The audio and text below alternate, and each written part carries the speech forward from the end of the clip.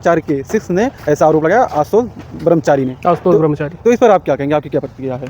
पता नहीं कैसे हमारे देश की संत परंपरा में, आध्यात्मिक परंपरा में जी ऐसे लोग आ जाते हैं जी जी जो अपने नाम के आगे ब्रह्मचारी लिखते हैं। जी सूप बोले तो बोले, चलनियों बोले, जेमन 72 छेद।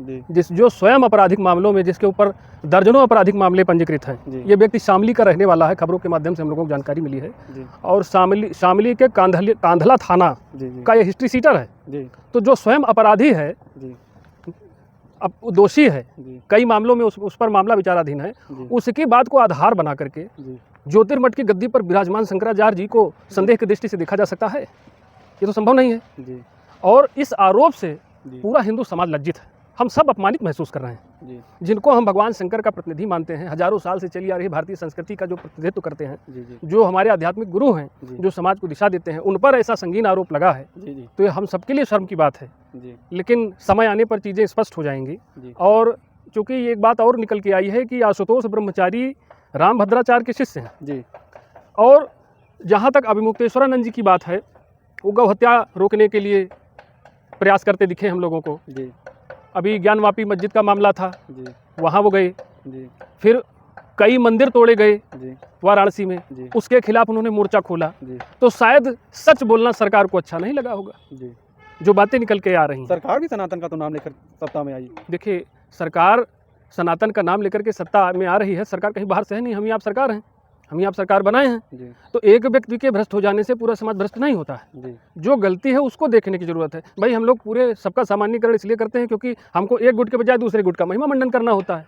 यहाँ बात राजनीतिक नहीं हो रही है, जी यहाँ बात हो रही है क्या गलत है क्या सही है, इस पर विचार होना चाहिए। जी तो आशुतोष जो ब्रह्मचारी हैं, जी जी पहली बात तो संत नहीं हो सकते हैं। हाँ। जितने संगीन आरोप हैं, पहले आप उससे बरी हो जाइए। आप आरोप बता रहे हैं आशुतोष के ऊपर लगे हुए हैं, आरोप जो लगे हुए हैं ये उत्तर प्रदेश में ही रह रहे हैं और शामली के रहने वाले हैं। जी। जब उत्तर प्रदेश में बीजेपी सरकार आई, उसके पहले उन्होंने एक नारा दिया था, गुंडे माफिया प्रदेश छोड़कर चले जाएंगे या तो बिल में घुस जाएंगे। और जीरो टॉलरेंस की व्यवस्था की बात करते हैं उत्तर प्रदेश के मुख्यमंत्री योगी आदित्यनाथ स्वयं। तो इस पर क्या कहेंगे आप? जब ये देखिए, आरोप आप विषयेत्तर हो रहे हैं। आप शंकराचार्य जी का पर यौन शोषण का आरोप लगा है, इस पर मेरा जवाब आप लीजिए। माघ मेले के दौरान इस अपराध के घटित होने की बात कही जा रही है। 13 जनवरी से लेकर 15 फरवरी तक इस तरह का मामला बताया जा रहा है कि इस दौरान ये सब अपराध हुए हैं। जी तो हम लोगों का ये कहना है कि उसी दौरान पालकी वाला विवाद हुआ था, जी। सरकार से झड़प हुई, प्रशासन से झड़प हुई। जी और शंकराचार्य जी ने भी स्पष्ट कर दिया कि हमें पूरी उम्मीद थी कि प्रतिकार होगा, जी प्रहार होगा, जी। लेकिन इतना निकृष्ट श्रेणी का प्रहार होगा जी जी ये हमने अनुमान नहीं किया था, इसकी हमारी कल्पना नहीं थी। जी तो ये बहुत ही ओछी हरकत हुई है। शंकराचार्य जी के बारे में पूरा समाज, पूरी दुनिया जानती है। जी। उन पर इतना नीच आरोप लगाना पूरे हिंदू समाज को शर्मसार करने जैसा है। बाकी क्या सही क्या गलत, समय आने पर चीज़ें स्पष्ट हो जाएंगी। लेकिन शामली जनपद का जो व्यक्ति हिस्ट्री सीटर है, जी उसके आधार पर शंकराचार्य जी को संदेह की कटघरे में खड़ा करना, जी। ये निराधार बात है, कोई आधार नहीं इसका। इतने बड़े आरोप लग रहे हैं शंकराचार्य जी के ऊपर, यौन शोषण, छोटे बालकों के साथ, मतलब ये सब आरोप से कैसे मतलब अपने आप को वहाँ जाएंगे, पेश करेंगे? आरोप लगने से आप संदेह की दृष्टि से देखे जा सकते हैं, लेकिन अपराधी घोषित तभी होंगे जब चीज़ें स्पष्ट होंगी। आरोप तो मैं भी आपके ऊपर लगा सकता हूँ, जी उसमें कौन रोकता है? अभिव्यक्ति की स्वतंत्रता है, डेमोक्रेसी, हमको लगा दिया आरोप आप पर। लेकिन अगर आप दोषी नहीं हैं तो चीज़ें नहीं होंगी ना, आप अपराधी नहीं बनेंगे। तो अभी तो आरोप लगा है, लीगल प्रोसीडिंग्स चलेंगे आगे, जो सत्य है सामने आएगा। ऐसे ही एक उदाहरण के तौर पर बताना चाहूँगा कि 4 आदिगुरु शंकराचार्य जी द्वारा स्थापित 4 परंपरागत पीठ है हमारे जी, यहाँ। जी। पुरी है, द्वारका है, श्रृंगेरी है और ये ज्योतिर्मठ है। जी एक और 5वां शंकराचार्य पीठ है, जिसको परंपरागत तो नहीं है लेकिन दक्षिण भारत में उसकी काफ़ी मान्यता है। वहाँ के एक शंकराचार्य जी थे, मुझे नाम नहीं याद है, उनके ऊपर भी इस तरह का आरोप लगा था। जी लेकिन फिर बाद में बाइज्जत बरी हो गए थे, ऐसा कोई मामला बना नहीं था। तो समाज में कुछ इस तरह के लोग होते हैं जी जी जुगनुओं ने शराब पी ली है, अब जी। मिलकर के वो सूरज को गाली देंगे। जी ये स्थिति पनप गई है।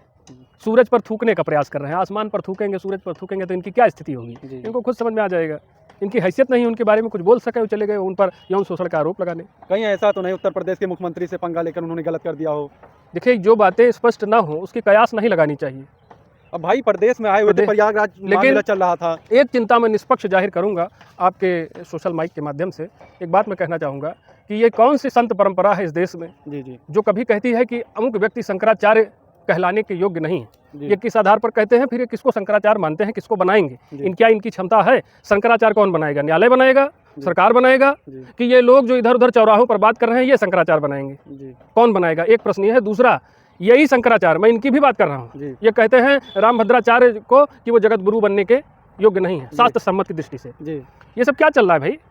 अगर संतों में ये स्थिति है कि एक दूसरे से लड़ झगड़ रहे हैं, एक दूसरे को सही और गलत ठहरा रहे हैं, तो जो आपके मार्गदर्शन के लिए बैठे हैं, जी जो आपसे अपेक्षा रखते हैं कि आप हमको बताएंगे कि हमें सद्मार्ग कौन सा है, जी, जब आप ही लड़ेंगे तो समाज पर क्या असर जाएगा? जी तो मेरा चारों पीठों के शंकराचार्यों जी से, सारे जगत गुरु जितने महंत हैं, जी, महामंडलेश्वर जी। हैं, जो भी खुद को मानते हो, जी आप सब मिलकर के समाज को एकजुट करने और उसको अच्छी दिशा सद्मार्ग पर ले जाने का काम करिए। ये स्वयं मठाधीशी के चक्कर में एक दूसरे से लड़ते रहेंगे, समाज किस तरफ जाएगा? ये मैं बहुत निष्पक्ष कहना चाहता हूँ, कोई भी कहे, जी बहुत खराब हालत है। हमारे साधु संत आपस में लड़ रहे हैं, जी देश में शासन तंत्र की मंशा आप देख ही रहे हैं, वो अभी फूट डालो राज करो की नीति अपना रहा है अंग्रेजों की तरह, तो हम कहाँ जाएंगे? जातियों में बटा भारत, जी धर्म से निरपेक्ष भारत, जी विधर्मियों का पोषण करने वाला भारत, जी मरती हुई सभ्यता का पोषण करने वाला भारत, जी किस ओर जाएगा? विचार कर लीजिए। जिन विधर्मियों को आज हम पाल रहे हैं, जी एक बता दीजिए कि अगर उनकी सरकार बन गई, जी जिनके लिए 3400 करोड़ का पैकेज आवंटित हुआ बजट में, ये मैं अपने सनातन धर्म गुरुओं का आह्वान कर रहा हूँ जी। कि इतनी खराब स्थिति में है भारत, जैसे आचार्य चाणक्य घूम घूम कर पूरे देश के सम्राटों को कह रहे थे कि यमनों का आक्रमण हो रहा है, एकजुट हो जाइए, तो वहाँ उनकी किसी ने नहीं सुनी और हमने देखा कि हमारा देश अपमानित हुआ, परतंत्रता की बेड़ियों में जकड़ा गया, जी फिर से अपमानित हो रहा है, सर पर खतरा मंडरा रहा है, कई राज्य आपके हाथ से निकल चुके हैं, हालेलुया कर रहे हैं, और विधर्मी अपने पांव पसार रहे हैं जगह जगह पर। आपका ही हिंदू समाज जी का विखंडित हो चुका है, वो अपने आप को हिंदू मानने तैयार नहीं है। जी कौन सी आप सनातन सेवा कर रहे हैं बताइए? जी आपका समाज टूटता बिखरता चला जा रहा है, जी और आप कर रहे हैं, अभी मोहन भागवत जी का कल बयान था कि हम मुसलमानों की घर वापसी कराएंगे। वो तो कह रहे थे एक रहोगे सेफ रहोगे। पहले तो ये कह रहे, ये आरक्षण का समर्थन कर रहे हैं। अगर आरक्षण का समर्थन करोगे तो हिंदू समाज को एक कैसे करोगे? यूजीसी रेगुलेशन का समर्थन करोगे तो हिंदू समाज को एक कैसे करोगे? हमें ये समझना होगा। एक व्यक्ति ने बहुत अच्छी बात कही थी कि जब एक ब्राह्मण एक दलित की पीड़ा समझ पावे और एक दलित एक ब्राह्मण की पीड़ा समझ पावे अपनी अपनी स्थिति से, जी एक संपन्न ब्राह्मण एक कमजोर दलित की बात पीड़ा समझ पावे जी और एक संपन्न दलित एक गरीब ब्राह्मण की पीड़ा समझ पावे, ऐसे समाज का हमको निर्माण करना है। हम एक दूसरे से दूर होते जा रहे हैं। जी जी और एक बात जान लीजिए, जो काम आज बांग्लादेश में हो रहा है, जी। जो काम आज पाकिस्तान में हो रहा है, आप पड़ोसी हैं, बहुत दूर नहीं बैठे हैं, जी तमाम मुगल पुत्र ही जड़े जमाए बैठे हैं, जिनका इस देश की संस्कृति से कोई सरोकार नहीं है। ये समय संस्कृति के संरक्षण और संवर्धन का है, जी जी टूटने और बिखरने का समय नहीं है, बटने और कटने का समय नहीं है।